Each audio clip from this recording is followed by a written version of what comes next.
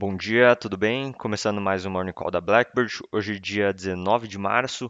O Ibovespa ele fechou em alta ontem de 0,5% em seu quinto pregão consecutivo de alta, enquanto os investidores eles aguardam pelas decisões de juros no Brasil e nos Estados Unidos, em meio a um desempenho positivo dos ativos locais, com uma desvalorização do dólar e fechamento da curva de juros.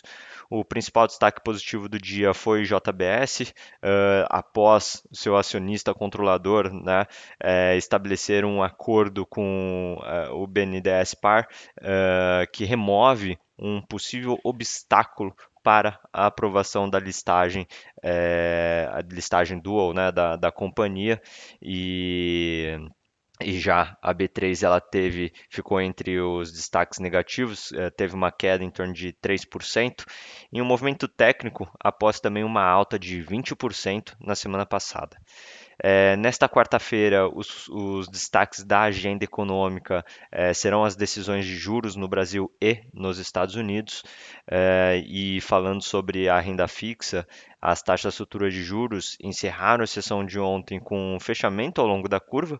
Aqui no Brasil, o governo anunciou a proposta de isenção do imposto de renda para pessoas que ganham até R$ 5.000, apresentando um conjunto de medidas de compensação fiscal para a isenção, o que foi bem aceito ali pelo mercado. Com sinais também recentes de arrefecimento econômico, parte dos investidores passou a precificar uma postura mais flexível do Copom em relação à taxa Selic.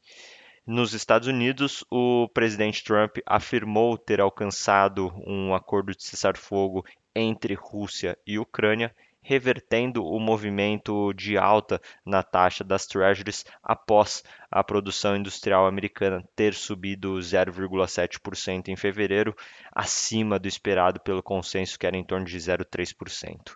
E por lá, os rendimentos das Treasuries de 2 anos terminaram o dia em 4,04%, enquanto as de 10 anos em 4,31%.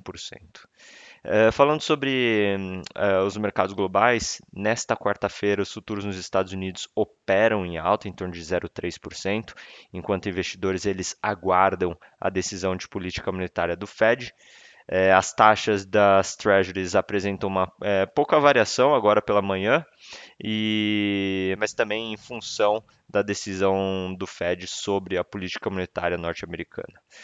Na Europa, as bolsas elas operam em alta, em torno de 0,1, 0,2%, após uma reforma política histórica na Alemanha e desenvolvimentos sobre um cessar-fogo na Ucrânia, além de expectativas em torno de atualizações importantes sobre política monetária.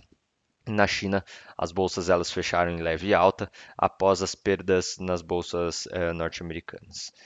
Falando sobre FIX, o índice de fundos imobiliários encerrou a terça-feira com alta de 0,52%, registrando o 12º pregão consecutivo de valorização, em meio ao início de um encaminhamento entre o governo e o Congresso para a manutenção da isenção de imposto sobre as receitas dos FIIs e FIAGROS.